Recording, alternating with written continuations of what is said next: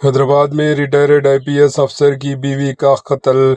जुबलीहिल्स के प्रशासन नगर इलाके में एक अफसोसनाक वाकया पेश आया, जहां रिटायर्ड आईपीएस अफसर विनय रंजन की अहलिया संजना 55 साल को कत्ल कर दिया गया। इत्तला मिलते ही पुलिस मौके पर पहुंच गई और केस दर्ज करके तहकीकात का आगाज कर दिया।